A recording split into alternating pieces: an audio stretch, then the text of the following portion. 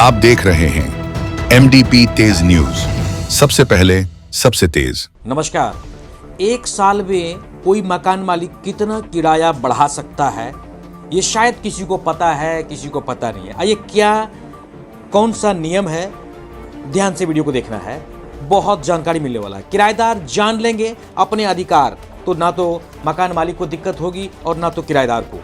करोड़ों लोग अपनी नौकरी या अन्य कामकाज के कारण अपना घर बार छोड़कर दूसरे शहरों में रहने को मजबूर रहते हैं। ऐसे में वो किराए के मकान जो है वो किराए पर घर लेते हैं। वहीं करोड़ों लोगों ने किराए पर प्रॉपर्टी लेकर दुकानें खोल रखी हैं। कई लोग अपना घर ना होने की वजह से भी किराए के मकान में रहते हैं, लेकिन कई बार मकान मालिक मनमर्जी करते हैं। ग्लोबल फाउंडेशन ट्रस्ट, जो कि गरीब बेसहारों तक पहुंचाए मदद, केवल आपका सहारा बन सकता है। बेसहारों का सहारा। आपका 100 रुपए का दान बचा सकता है किसी गरीब की जान, या किसी के तन ढकने के लिए दिला सकता है एक वस्त्र। करें अनुदान। हमारी वेबसाइट है www.globalfoundationtrust.com। हमारा फोन नंबर 9661262070। लेकिन कई बार मकान मालिक इसलिए मनमर्जी करते हैं कि शायद उनको अधिकार के बारे में पता नहीं है और किराएदार अपने अधिकारों से वाकिफ भी नहीं होता। आइए जानते हैं कि करोड़ों किराएदारों को सरकार और कानून की ओर से कौन सा अधिकार मिला है। यहाँ हम मकान मालिक और किराएदार सभी के अधिकारों को विस्तार से बताने वाले हैं। मकान मालिक व किराएदारों के बीच अक्सर किसी न किसी मुद्दे पर ठन जाती है। कई बार आपस में कहासुनी भी हो जाती है। मकान मालिक व किराएदारों के खट्टे मीठे रिश्ते तो चलते ही रहते हैं। इनके पीछे कई कारण भी हो सकता है। कभी किराया बढ़ाने को लेकर, तो कभी मकान खाली कराने को लेकर, तो कभी सुविधाओं के अभाव को लेकर किराएदार और मकान मालिक में बहस होती रहती है।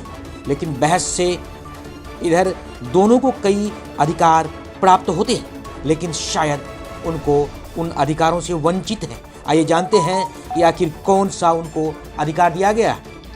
जब भी हम मकान लेते हैं तो सिंपल आईडी मकान मालिक को देकर रहना शुरू कर देते हैं। मकान मालिक भी ज़्यादा पूछताछी के लफड़े में नहीं पड़ना चाहता। लेकिन जब भी हम किसी मकान को किराए पर लेते हैं तो हमें रेंट एग्रीमेंट जरूर बनवा लेना चाहिए। रजिस्ट्रेशन एक्ट 1908 के सेक्शन 17 के तहत रेंट एग्रीमेंट का जिक्र किया गया है। दरअसल कई लोग रेंट एग्रीमेंट भी बनवा लेते हैं, लेकिन अधिकतर देखने को मिलता है 11 महीने का ही रेंट एग्रीमेंट बनवाया जाता है।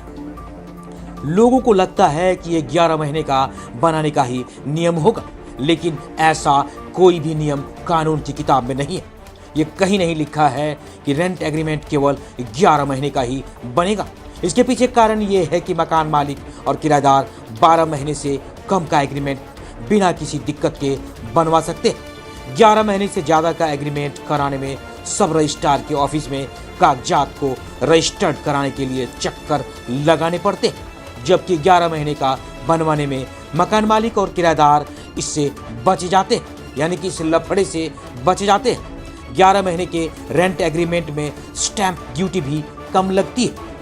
इससे अधिक वक्त का रेंट एग्रीमेंट बनवाने में ज़्यादा पैसे के स्टैंप ड्यूटी लगने वाला है। यही कारण है कि दोनों पक्ष 11 महीने का रेंट एग्रीमेंट बनवा लेते हैं।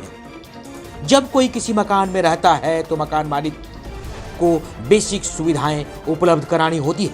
इसमें किराएदार को बिजली, पानी आदि से मकान मालिक मना नहीं कर सकता। हालांकि इसके लिए मकान मालिक अपने रेंट एग्रीमेंट के अनुसार चार्ज कर सकता है।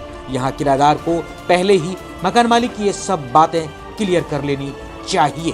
कई बार देखते हैं कि मकान मालिक और किराएदार में किराए को लेकर तकरार होती रहती है। मकान मालिक साल दर साल किराया बढ़ाते हैं तो किराएदार इसका विरोध करता नजर आता है। अब सवाल आता है कि कितना किराया बढ़ाया जा सकता है। दरअसल ये बात हर राज्य के हिसाब से वहाँ के स्थानीय कानून पर निर्भर करती है।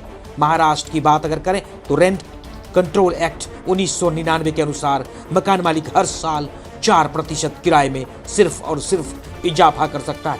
वहीं स्टैंडर्ड किराया अलग हो सकता है, यानी कि हर राज्य का अलग अलग नियम हो सकता है। बिहार की अगर बात करें तो वहाँ सिर्फ और सिर्फ 5% ही किराए को बढ़ा सकता है सालाना।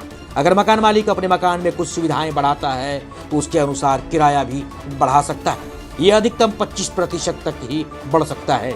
जी हाँ, अक्सर लोग रेंट एग्रीमेंट 11 महीने का बनवाते हैं। किराएदार चिक चिक से बचने के लिए बनवा तो लेता है, वहीं 11 महीने के रेंट एग्रीमेंट से मकान मालिक को सीधा फायदा होता है। यह एग्रीमेंट रद्द कराना आसान होता है। मकान मालिक को वही एक एग्रीमेंट खत्म होने पर किराया बढ़ाने का मौका होता है। एग्रीमेंट की अवधि खत्म होने पर मकान मालिक को किराया बढ़ाने का मौका मिल जाता है। वहीं मकान मालिक को यह भी फायदा होता है कि लंबे समय तक मकान में रहने के बाद भी किराएदार प्रॉपर्टी पर अपना अधिकार नहीं जमा सकता। इस वजह से मकान मालिक विवादों से बच जाता है। अगर आप लंबे समय तक कहीं रहना चाहते हैं तो मकान मालिक से लंबे समय का रेंट एग्रीमेंट यानी कि 5 वर्ष तक का बनवा लेना चाहिए। अगर आप 5 साल तक रहना चाहते हैं तो 5 साल का एग्रीमेंट बनवाएं। इसके लिए आपको ख्याल रखना होगा कि रेंट एग्रीमेंट को सब रजिस्ट्रार से रजिस्टर करा लें। कई बार लोग केवल नोटरी से काम चलाने की सोचते हैं, लेकिन ये मकान मालिक के अधिकारों को मजबूत कर देता है। नोटरी के जरिए बनवाया गया रेंट एग्रीमेंट 5 साल का होने के बावजूद मकान मालिक बिना कोई कारण बताए किराएदार को 1 महीने का नोटिस देकर अपनी प्रॉपर्टी से निकाल सकता है। इससे किराएदार के पास आपत्ति दर्ज कराने का भी कोई अधिकार नहीं बच जाता।